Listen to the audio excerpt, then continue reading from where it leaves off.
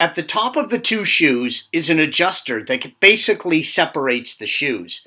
It can be adjusted with the brake rotor on. While you do not need to remove the rear rotors or discs to do this, you will be doing it blind as you cannot see the adjuster while working with it. The two parking brake shoes use the inside of the rotor as a brake drum. At the top of the two shoes is an adjuster that basically separates the shoes. It can be adjusted in or out by turning the spindled wheel on the mechanism.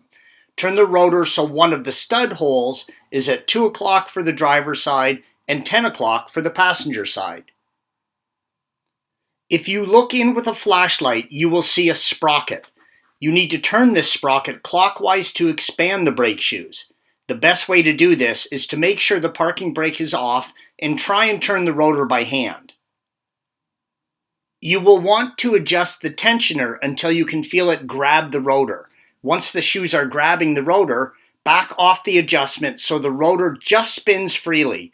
Now apply the parking brake and you should be good to go.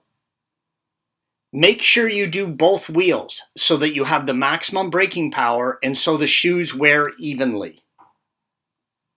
Here is what the adjusting mechanism looks like with the rotor off. You can see how the screwdriver enters through the stud hole and engages the spindles of the mechanism to turn it. You do not need to remove the rotor to perform this job though. Thanks for watching.